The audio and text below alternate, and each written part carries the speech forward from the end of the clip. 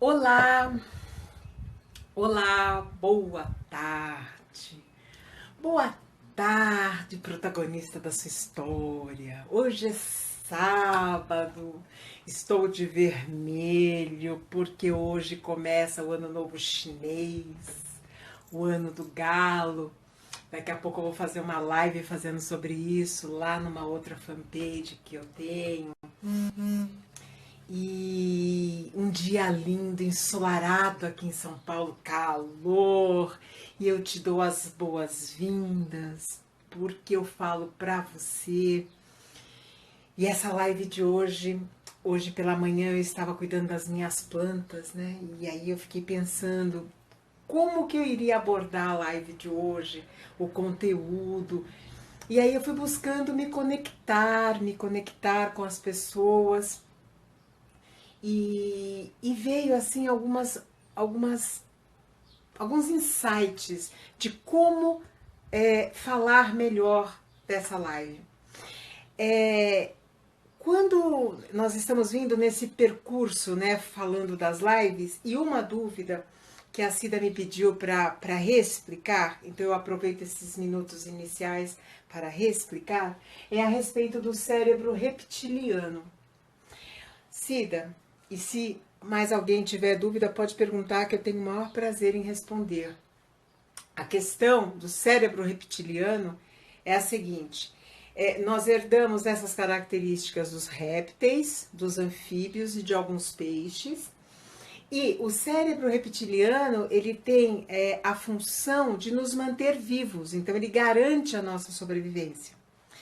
Ele só se alimenta porque tem fome, dorme, acorda, mas ele traz para nós uma questão muito importante que é a do ganha-ganha. Com ele é o ganha-ganha. Por quê? Porque é puramente instintivo. Então, o nosso primeiro cérebro, né, que é o cérebro reptiliano, ele tem essa função, movimentar os nossos membros, startar o funcionamento dos nossos órgãos. Então, quando nós estamos lá no útero da mamãe, quando os órgãos estão todos prontos e nós vamos nascer, precisa ser dado o start para que eles comecem a funcionar. O cérebro reptiliano faz isso. E uma pessoa, quando nós só nos movemos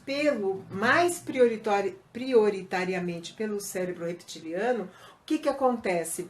Nós passamos a ter aquele sentimento, aquele posicionamento perante o mundo do ganha-ganha. Eu ganho a qualquer custo.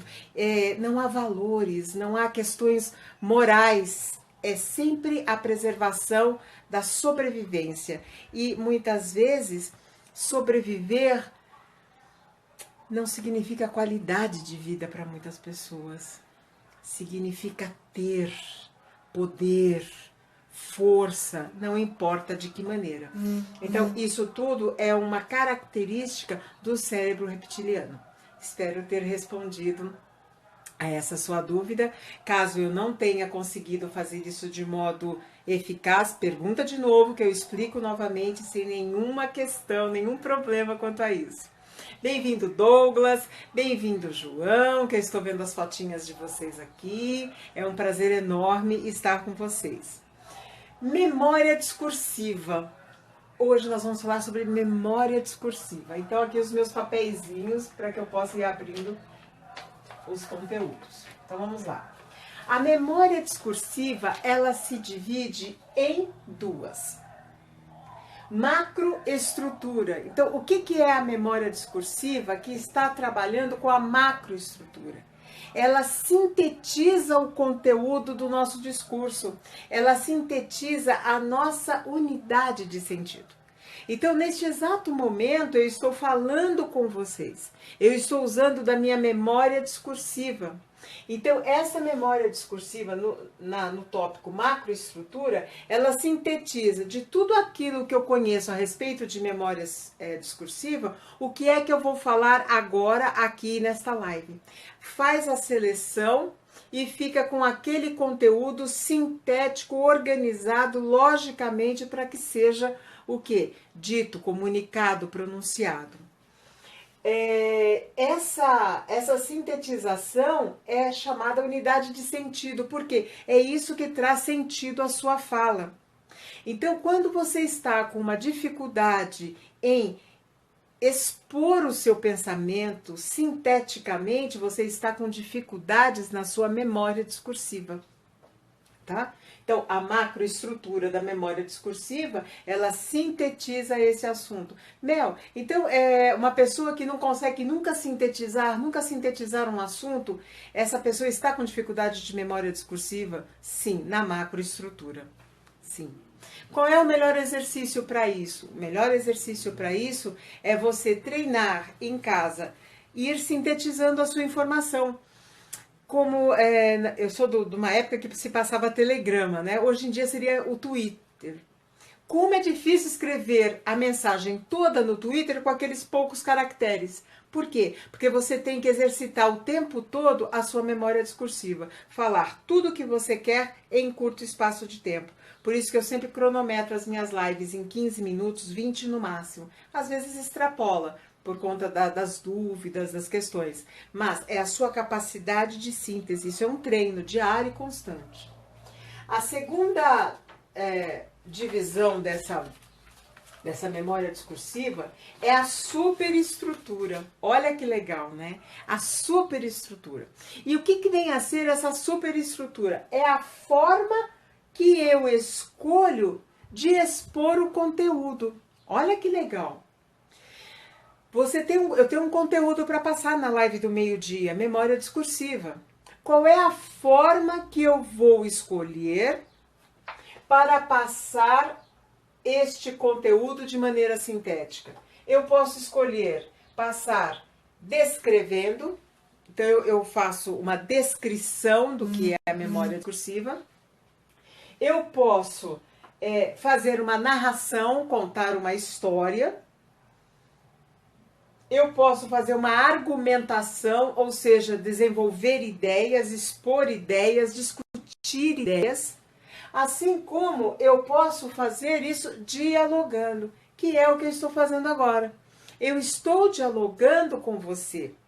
Ao mesmo tempo em que eu estou dialogando, eu estou argumentando ideias com você. E muitas vezes eu conto uma história, muitas vezes eu descrevo. Então, a maneira como você escolhe o discurso para você emitir as suas ideias, para você emitir os seus sentimentos, faz parte também da memória, da nossa memória discursiva. Então, nós temos, até agora nós falamos da memória ultra rápida, que dura de meio a 2 segundos, falamos da memória de curta duração, ela dura de minutos a horas, e falamos da memória de longa duração, que é aquela memória que nos acompanha, que monta e conta a nossa história. Só que essa história, este aprendizado, este conhecimento que nós temos, ele pode ser exposto de diversas maneiras, e isso faz parte da nossa memória discursiva, a maneira como nós nos comunicamos com o mundo. Essa é a mensagem da live de hoje, memória discursiva. Eu espero que tenha feito sentido para você. Se não fez sentido porque ficou uma dúvida, por favor, questione. Se fez sentido, mas ainda tem dúvida, pergunte, comente, exemplifique, curta, compartilhe com seus amigos. Você tem o poder de fazer tudo isso, porque você é o protagonista da sua história. E eu estou aqui conversando com você especificamente. Então, eu aguardo seus comentários, suas curtidas, seus compartilhamentos, mas lembre-se de sempre respirar. E quando você respira, você constata que você está vivo. E ora. Obrigada, Larissa, que bom que tenha feito sentido. Se você está vivo, é Kaizen, é melhoria contínua, porque o melhor ainda está por vir. Treine sua memória discursiva, exercite isso, faz parte da sua saúde mental. Nos vemos amanhã, ao meio-dia, neste bate-lugar. Beijos!